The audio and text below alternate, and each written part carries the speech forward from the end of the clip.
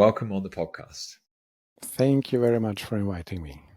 That's my pleasure. Simple question at the start, which is, what is meditation and why is it useful? Yeah, meditation is when we sit with whatever comes up. So we come into a space where we don't push away problems, we don't push away emotions, thoughts. We just let everything melt. Because when we are stressed, when we are busy, we're pushing away things. And then when we meditate, we turn this around. And when we do that, we come to a point where we just find peace inside. Because it's as long as we try to push things away, they will always come back. So the only way to sort of neutralize them is to really feel them, because it's old traumas, it's old pain that wants to be healed. So we meditate, and then we heal this old pain. We come to inner peace. And that's very useful, because then we can act in the world not from the fear and from the pain, but we can act from peace and clarity. Awesome. And to give context to starting with that question, we just did a 5-minute meditation, and you have an incredible ability to get me into a very deep space.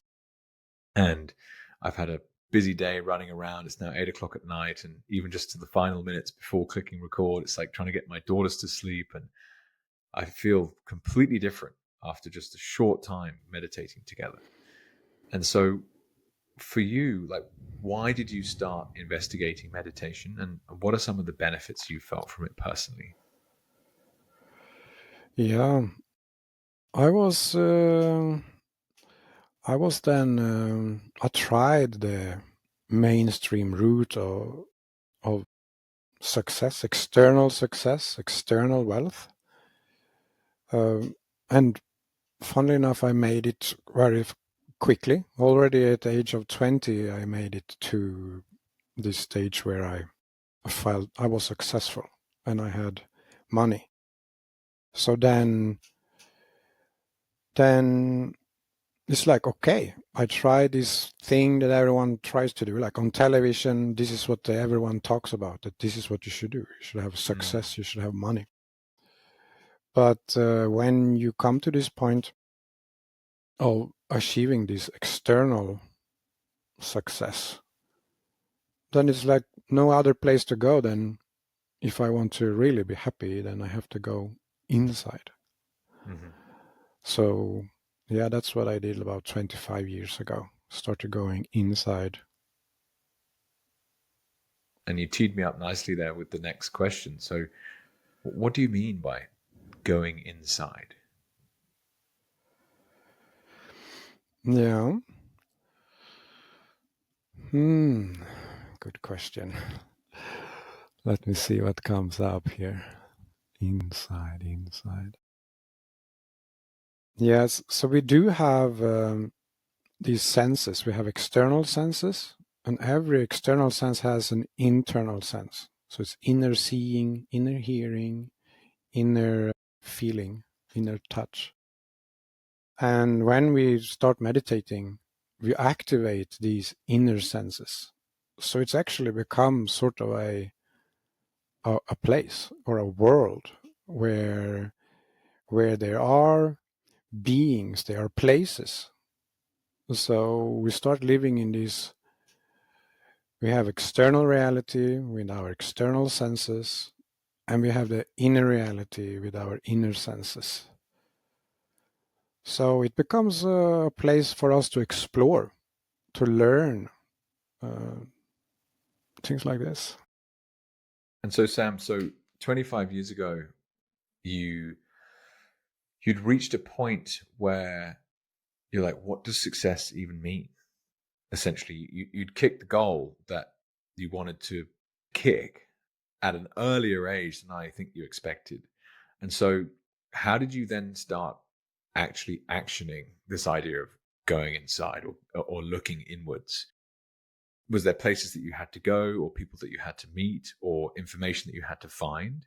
I'd love to learn more about like how you tried to start solving that problem. Yeah, I did quite a classic one. I dropped everything and I went to India. India is famous for being the place of meditation and surrendering to the universe, which is just instead of trying to go towards these goals, like I want to be that, I want to earn that, I want to have that, then it's just, okay, let's just go with the flow and just see what comes up. The people you meet. So you become sort of curious because everything is sort of sent to you from the universe. It's not you trying to create something anymore. It's just you're living in this wondrous creation and you're just curious what will show up. It can show up as ideas, intuition, or you're just like, I feel like doing that. And then you go there and do that. Or it could be people that come or opportunities that come. So rather than trying to do things, rather than doing things for goals, you turn it around and letting the external world just show you things and give you experiences. So that has been meditation courses, that has been various multidimensional teachers, and connecting with people on a similar path. It's very confronting because it's different, at least from my upbringing and experience. The kind of the life that I grew up with in the south of the UK, the traditional culture around you, in some ways it is pretty good at, like, first principle stuff. Like, okay, you've got a problem, here's how you go and solve it. And it's very much about like action planning and figuring stuff out.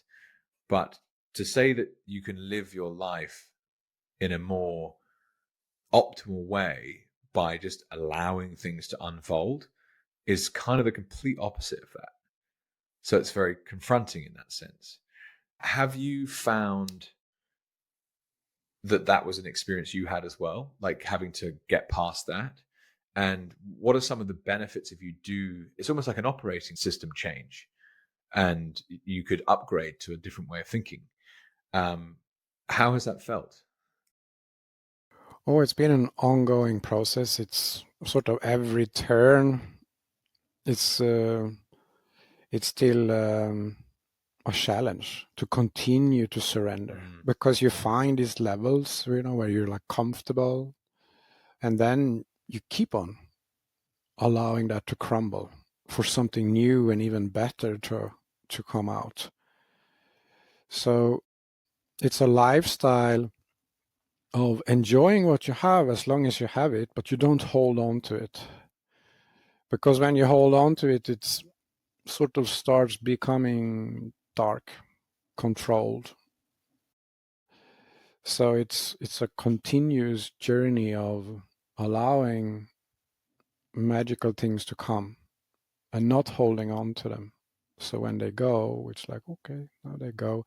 Just give space for something else to come in, which is the opposite of what we do in mainstream society when we try to get things and we hold on to them as long as we can. Because that's the external safety. You feel safe because you have this and you have that and you have that. But when we surrender to the universe, the safety is then moved to this belief or trust. Trust that God created this as a place for us to just discover our own potential. So it's not something we need to survive or we need to fight. But it's really like it's a positive thing, but it has these elements of light and dark that we then just I mean, I can tell you that I had a few near-death experiences, and this has changed a lot. So when I then dropped everything and I went to India, then that's when it started really. The universe started showing me that the construct or the physical reality is just a small part of the whole creation. So when we then surrender, it's like then the creation just show us more and more what it is. So this is, I started communicating with beings in other worlds, or learning also bilocation. So bilocation is when you're meditating, but you're also in another world. So you're in two places at once. And this just becomes quite normal, where you just go to another place and experience that like a dream, but you're awake. So what many people in the mainstream society do, they are not aware of this because they didn't surrender, so they didn't allow the universe to show how much there is. So they're living within a limited perception of this creation and operating from patterns from the parents. So this is why it can seem very strange. Like I've lived half my life outside of this. So I have so many thousands or millions of experiences that people in the matrix or people in the mainstream society, they have never experienced that. So it can be sort of a clash of understanding because of having so many different experiences compared to them. And something that I would love to learn more about then is this idea of the difference between the inner reality and the external reality. And if I reflected just on the small meditation we had together for 5 minutes before we recorded today, it was like a whole other world.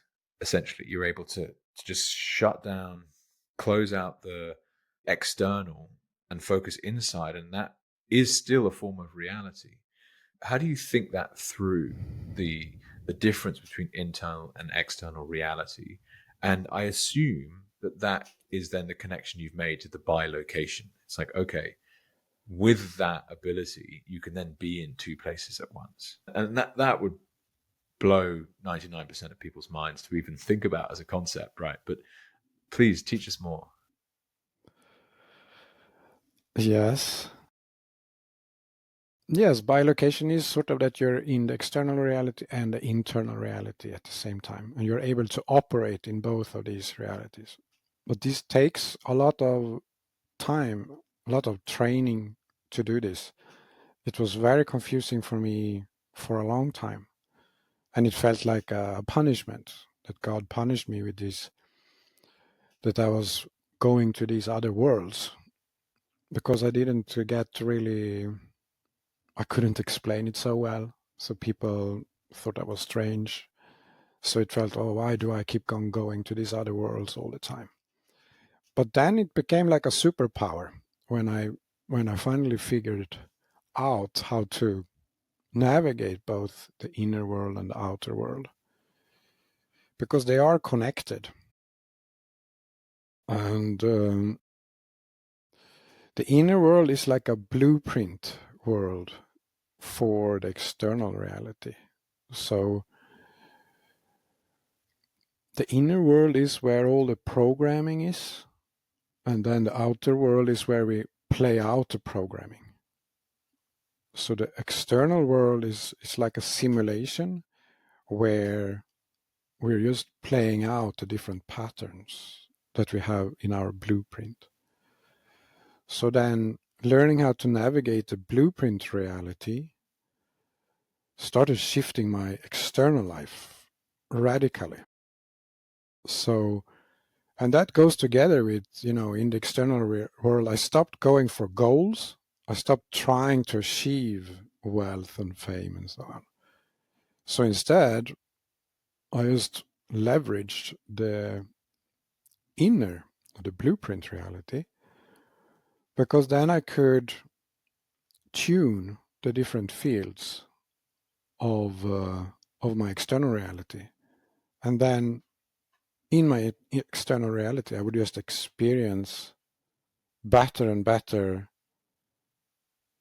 opportunities. Wow. And so I think in some ways a software hardware analogy is quite useful here, because to me that's easier for me to think about. But what you're saying is you're able to, with meditation as a tool, tap into a software that is who you are today, and you can start to alter it in ways that you would prefer it to be, in the same way that a software engineer can improve the code. And the output of that is then better hardware. And then your physical reality changes too. Would that be a fair analogy to make? And if that is the case, is there any kind of specific examples you can give of where you were able to upgrade your inner reality that created a very specific external reality result? Yeah.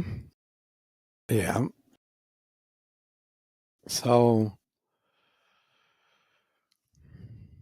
we have the example of, I can't pick which example I should choose. Maybe I could guide you a little more. I felt, having asked that question, that in some ways I was already trying to force the conversation to show me problem solution or input output. But you've already touched on the fact that it's about flow and in some ways relaxing and releasing to the universe and allowing things to unfold. So perhaps my question is too charged already. I'm like thinking about, I don't know, like a startup pitch deck or something. I'm like, come on, show me how we can figure this out better than anyone else. So let me try and scale that back in a sense. And when you get into better flow, what are some of the experiences you've had as a result? Yeah, thanks for that reframing, because this goal-orientated thing doesn't really work with this. It's not like I go inside and then I try to manipulate the universe to give me surprises. So it's more like we really have to accept the path that the universe gives to us. It's just that when we go inside, we can make, it's like if you have it's just you're staying in one path and you're doing one thing. When you go inside, you can open up to more possibilities that were not accessible before. So when we look at a company, for example, so because I work with CEOs, I work with individuals, I work with communities. And what we do then, we go in and look at the blueprint of the company. So in the company, they have sort of problems. And as long as they try to solve them in the external world, usually it sort of leads to even more problems, to even more problems, to even more problems. But when we look in the blueprint reality, we are able to tune the distortions. And then in the external reality, the problem is solved by itself. Interesting. So this could be an analogy that comes to mind there is something that came up for me in a brilliant conversation I recorded earlier today with Simone, who will be out in the same week as yourself, where we're basically talking about medical intervention versus the natural healing process. And what you've just described is kind of similar, where the traditional medical system is very good at treating symptoms, but doesn't get to the root cause, which kind of sounds like what a company solving problems with an external only mindset might also be doing. But by being able to take an internal view as well, you can get to the root cause, and it's about harmony and flourishing, or vitality are the words that come to mind. I really love this, Sam. So it's that connection between business and the ability to navigate the inner reality. Please teach me more about how that actually works, because it seems to me business school does not teach you that to start with, so that's already very interesting. But also, there's so much endeavor that goes into business. People trying so hard. You just wonder, including myself, like, that's all external. What if you were to go internal and maybe you'd get a different result? Yeah, I would like to bring in a bigger perspective here. Mm-hmm. And that is Atlantis. Mm-hmm. So Atlantis was a thriving civilization quite some time ago. And so in my bilocation, I've been there a lot. So I'm very familiar with that culture. And that culture, actually, why it was the golden age was that it was decentralized. And it was flow-based, resonance-based. So they operated like the Bitcoin network, where each soul was sovereign. So each soul is just following their inner guidance in resonance, in harmony with nature. And that's how they were able to actually flourish, because they then resonate with each other. They know that they are one, that we are all one, but we are still individuals. So that kind of thing is the way out of this. But what happened was then that the Atlantean culture started focusing more on the external, and they started putting up protection between each other. So they separated they forgot that they were one. So then it could be enough that just one person starts protecting, no, this is mine, I want to do this. And then other people have to also protect themselves. Okay, if that's yours, then this is mine. And then it just escalates, that people just protect themselves more and more, become more and more defensive. So when they were operating in a decentralized way, they were thriving. It was abundance. But as soon as they started separating themselves, competing, and then it was then greed came in, fear, conflict. So the whole planet then just descended into these lower frequencies of conflict and competition. And so the bigger picture here is that we've been living in these low frequencies as humanity for 12,000 years approximately. So, and that's what we call the matrix, or we call it the mainstream society. So I live in a world where I operate in a decentralized way. So I'm building decentralized communities where we are remembering how it is to just live in flow and to just trust the universe and to feel this connection with the nature, with animals, and with other humans. So we are just feeling each other. And that's where we're going as a society. Again, we are coming back to this decentralization, and then the Bitcoin network, internet, Nostr, you see decentralized things coming up now. And I see this is just as a natural evolution of us returning back to trusting the universe again after living in fear and shame and guilt for thousands of years.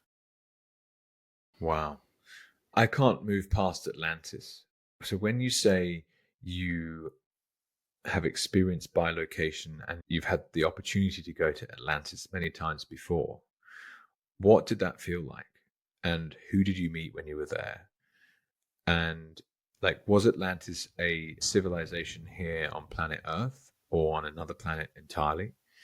And the experiences you've had, the beings that you've met, are they like an echo of the past, or are they alive? Just a ton of questions come to me. So I'd love to just dig into that some more. Yeah, so when we meditate more, we come into this timeless space. So the bilocation is really, you're just going through time and space like nothing. It's linear time is just a construct that we experienced in this physical body. But in the inner world, everything is happening at the same time. The only sort of limitation of the places you can go is that the frequency you have is what you can access. Because you're not controlling this bilocation. You're not saying, now I want to go to Atlantis in that period and to check out that.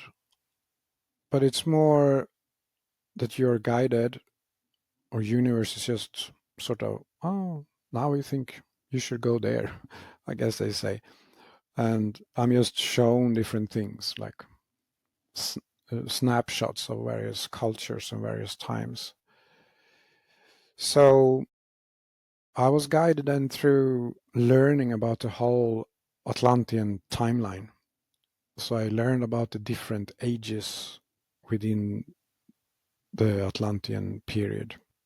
And then I experienced how they lived there, how they related to each other, my friends, my lovers, my wives.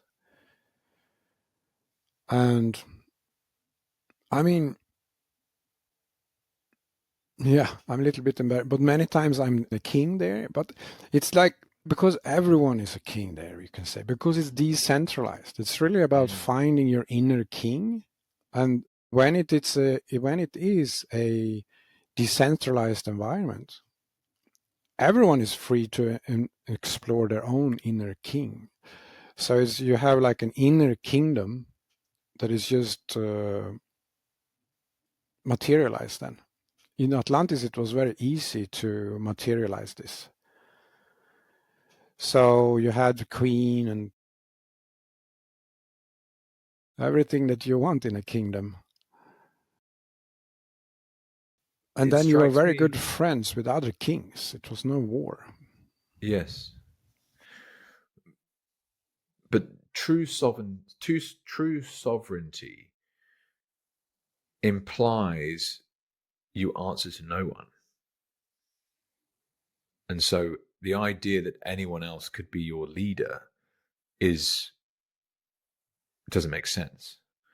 I love that idea. And that's a lot of what Bitcoin does is asks the question, well, what is sovereignty? To go back to some of the things you touched on before around Bitcoin specifically, the idea that it's I just think that's such a fascinating connection between what we're talking about here on like a kind of spiritual level, and then what is essentially 60 years worth of computer science work on top of itself and on top of itself, and building on the shoulder of giants, to then this guy, Satoshi, he, she, they, whoever they were, has put together all the ingredients in a way that no one else had tried before, and boom, you get Bitcoin. Let's spend some time walking through that then, please, Sam. It's like, you obviously had a lens on the world that you'd spend 25 years searching for answers, and Bitcoin pops up. And you're like, oh, that kind of matches. Please teach us about that process for you, and how that's changed your life since you've gone down that rabbit hole. Yeah. And why not continue talking about this with kings? Because it's really like in the Bitcoin community, you have a lot of kings.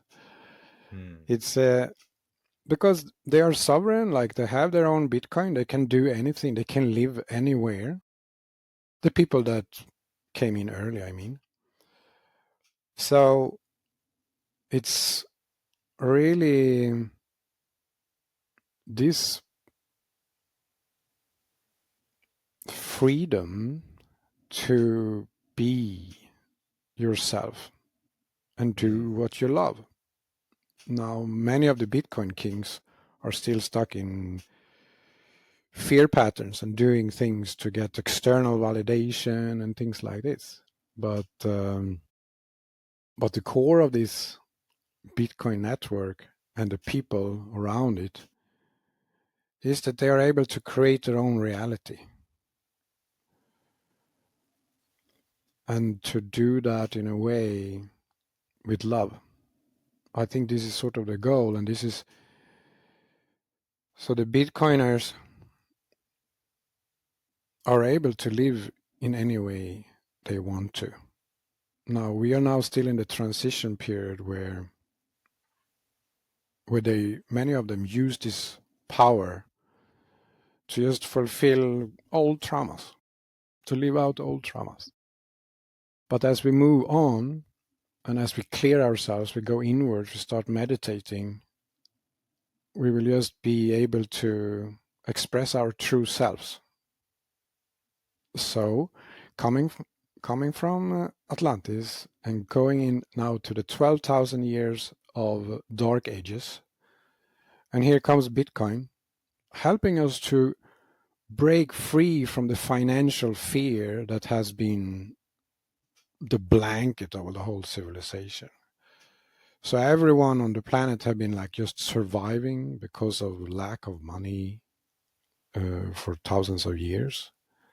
And here comes Bitcoin, just helping people on the path towards freedom and giving them the tools to actually break out of the old society. Because, yeah, Bitcoin didn't exist 25 years ago, and then so many people were stuck in the financial fear. Even if they knew about Atlantis, they could go meditate, but it was always they had to work for money,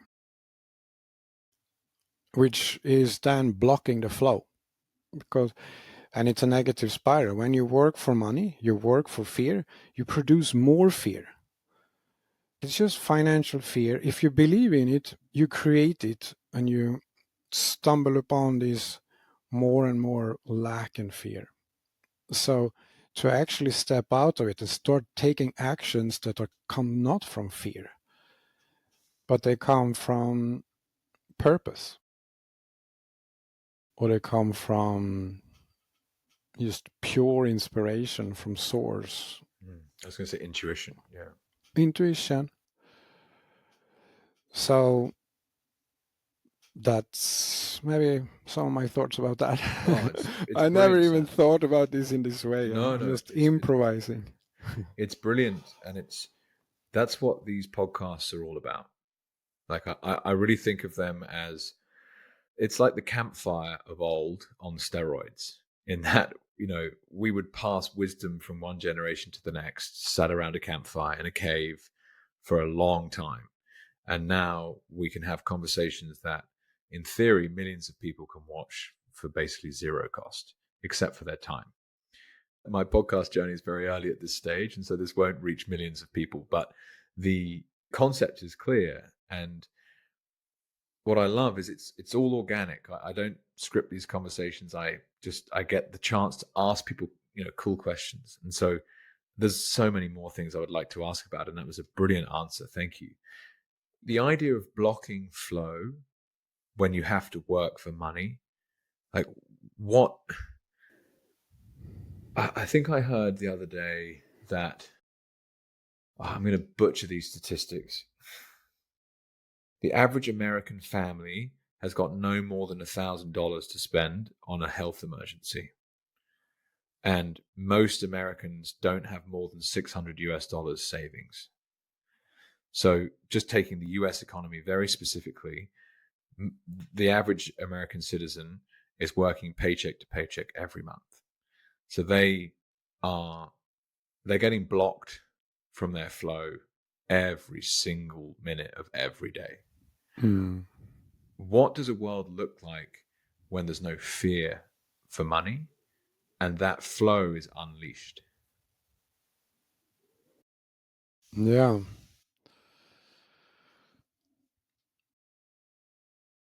Yeah, it's possible to bypass if you're able to categorize financial fear as a noise rather than a reality, then you're able to live without this. Cool. And take actions in another path. And then when the more actions you take in this direction, the less the noise is noisy. Okay. And so, and this is the very process I've been going through. So as I did this, I just meet more and more people that live without financial fear. And some of them are rich, some of them are poor. It doesn't really matter. The matter is that they don't make decisions from fear or guilt or shame or financial fear. Because they have understood that when you do that, you just perpetuate, you make it stronger. So if you can get that as an intellectual understanding, you can start that journey where it's like, oh, you wake up and you feel financial fear. Oh, okay, what do you do then? Do you then act on this? But if you have the mental construct saying, if you act on financial fear, you only amplify it. So why would you do that?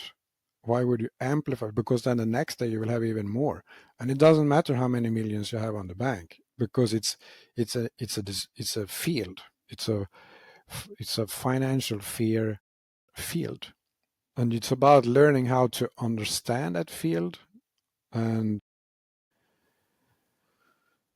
heal that field instead of acting on it. So, and when we do this, we just meet more and more people that operate on this other operating system. So we only do what we are truly inspired to do. If we get to financial fear, it could come from a person, or it's these collective fields. It's like Monday morning, it's like the whole planet goes into financial fear. But when you know this, when you feel the difference, you feel the difference between inspiration and financial fear. And you have the mental construct that if you act on financial fear, you will only amplify it. Then you can sit with it, or you can ignore it, whatever it takes. And then just enjoy life until you get inspired. And then when you're inspired, you do what you're inspired to do. And slowly, you start creating wonderful projects, not based in fear, but based in love. And that other people connect and they feel the love. They want to be part of the love. And we're building this parallel world, or a new world based on love instead of fear. Awesome. If I could use myself as the guinea pig in a sense, this podcast is an investment podcast, but I've evolved in terms of what I think an investment actually is. And I understand now that there are different things you can invest into, whether that be your health, whether that be, as I call it, intellectual capital, and how you've just described the ability to basically sidestep financial fear with a mindset and how that works. It's a great example of an intellectual investment. It's like that can be the best investment you ever make, is that ability to sidestep a piece of trauma like that that's dragging your frequency and vibration down. But speaking to Bitcoin specifically, as it's become a bigger and bigger allocation in a portfolio of mine, the lower my financial stress has become. And there are still things in my life that I want from a financial perspective that I can't buy because I don't have enough money to buy them. That's just reality. But I actually can't remember the last Monday when I woke up and was like, fuck, gotta like get to work or whatever. So it's absolutely been the case for me personally that Bitcoin has helped to solve that problem and to reduce financial fear in my life. And it's one of the reasons why I advocate for it so strongly, because it's like it really has changed my life. And with that process, I've then been able to investigate other areas of my life, such as this conversation we're having right now. And where I'd like to go next is something that's almost like a devil's advocate point, but you mentioned often the word fear. And on some levels, fear is probably a good thing, right? Like, shit, there's a saber-toothed tiger in the camp. Get the fuck out of here. Like, that fear would have meant you survived. Please help us pull apart what you mean by fear and how you try to manage it in how you go through daily life. And like, actually, isn't fear a good thing? Because it saves your life sometimes. Yes, it's maybe instead of talking about fear, we can talk about projections. Because the thing is, when we switch the operating system, we open our hearts and we feel everything. So we feel the true nature of the person, we feel the true nature. And children have this naturally also. So they can go into forest, they feel the frequency of the forest. So when we become these feeling creatures or empathic humans, we actually feel everything. We feel a podcast before it happens. We feel a room, a building. We feel a person that we're going to meet. And this is how they also operated in Atlantis. So you allow the energy to go before you, and then the physical body comes there. So this means fear and all these things, it's part of the perceptual construct, which is based on past experience. It's like mental models that we used to navigate the world. But that was during the Dark Ages. So we have lots and lots of projections, fears, and like how to behave in that situation, how to do that, how to navigate that. It's all based on control patterns that we developed in the Dark Ages. So many people still on the planet are using this, but they are not actually in reality. They're constantly living in the past. They're just projecting the past onto the current situation. And if they're acting on that, they're not acting in the current situation. They're acting on the analysis of the past. So you meet a person and you think something about them, and you start talking to them like you think you know them. But it's all based on past experiences in this database of ours, of projections. Like a cache on a website, so maybe the website actually updated, but your browser is still showing you the old one. So you navigate the old version without even knowing. You have to clear the cache to see the new one. And this is a bit how it is with, you feel a person, you feel all their energies. That's actually the real person. And you can act on that. You can act on your feeling, or you can act on the perception, the projection, the assumptions, which are never true because they're always based in past experience. So the fear is part of that. It's just old fears for tigers or whatever. But we can bypass all of that and live just heart to heart and connect heart to heart instead of on acting on the assumptions. So the world around us today, how many people are acting due to how they feel versus what projections or perceptions they have? Yeah, maybe 1 million people, or maybe 10 million people.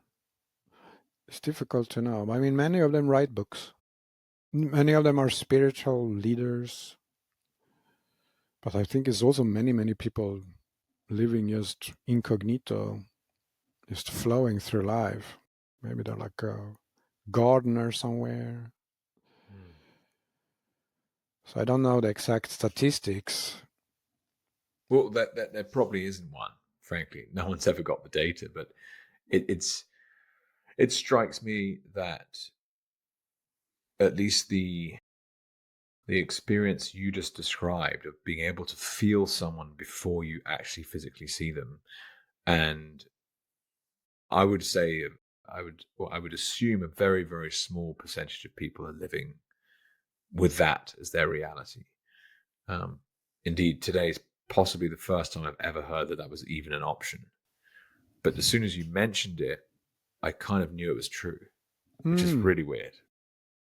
I'm like, I so fucking knew that. And it's because you felt it, right? You felt it, yeah? Yeah, you could feel something was going to happen, and it did. Whoa.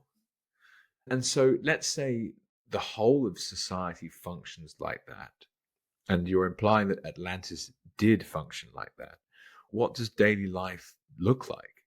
Or like commerce or a relationship? Like it's totally different, surely. But I've experienced this in bilocation a lot. And then I'm also experiencing it more and more in physical reality because I get more and more friends living in this way. The center of every person is just peace and neutrality. So you don't have this needing, wanting. It's just that's sort of the center of each being. And then the energy is moving towards a certain location or event or a person. So that's how you're being guided in life. So you feel your energy or you see your energy moving towards one group of people. And you can feel your energy stabilizing in that group of people. So it's almost like you're experiencing it before it happens. And then you get the amazing gift of also experiencing it with your physical body. Because then when the field is tuned, when the interaction with them is like, now it's perfect time, then your body just sort of goes there in joy. Because it's the place where you should be.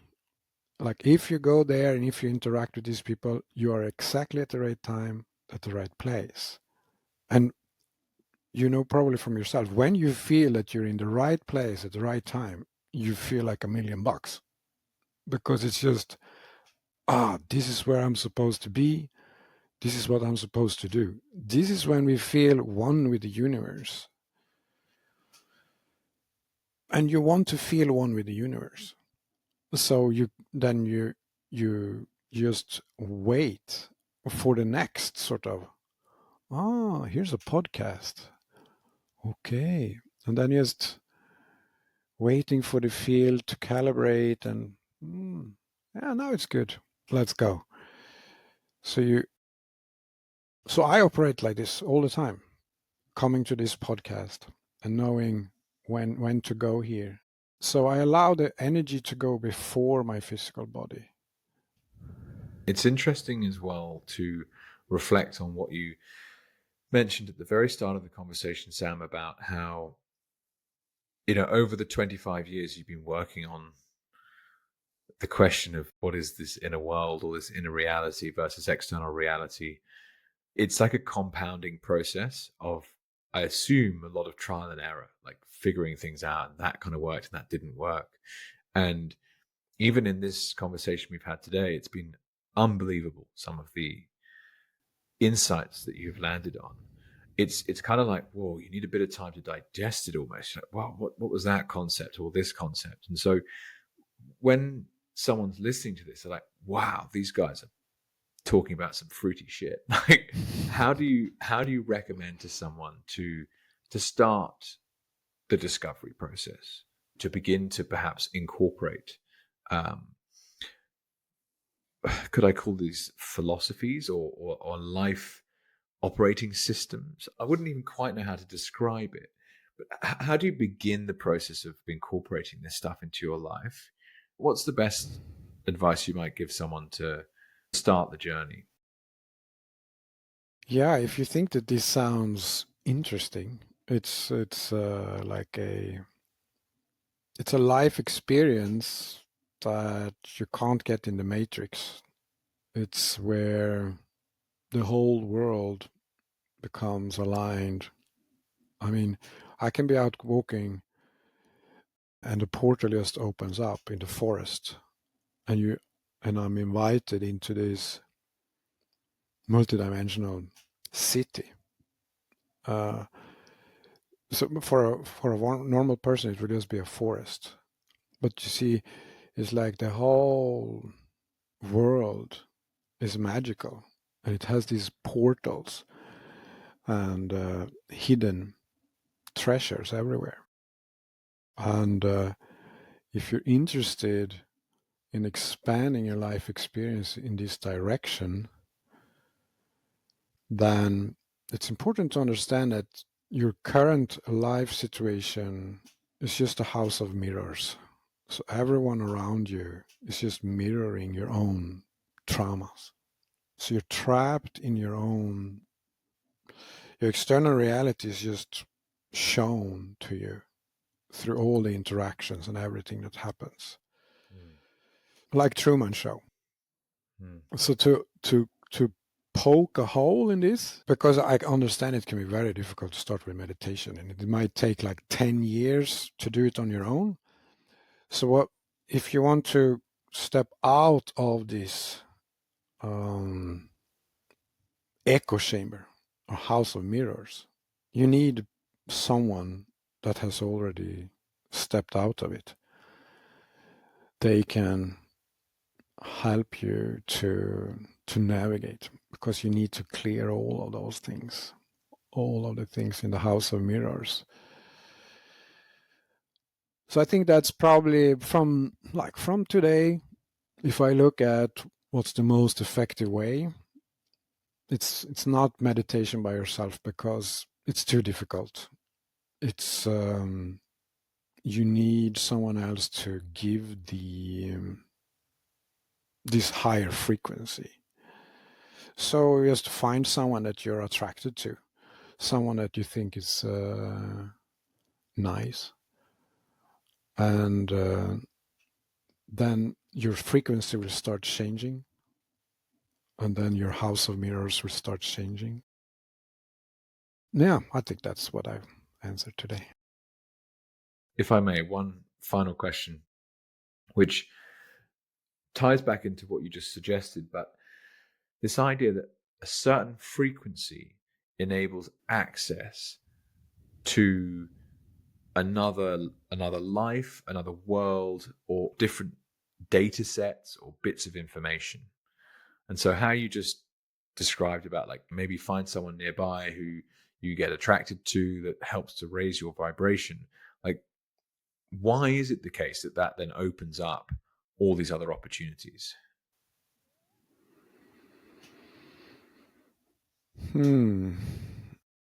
It's about a resonance. So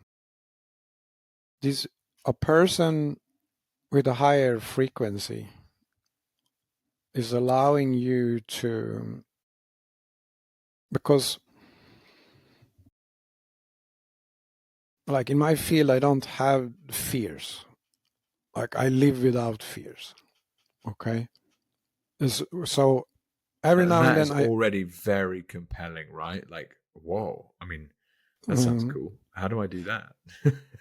Because if it comes in, I just tune the field. So it's fear field. And then I just look at it because I'm not afraid of it. So you look at it and then it melts away.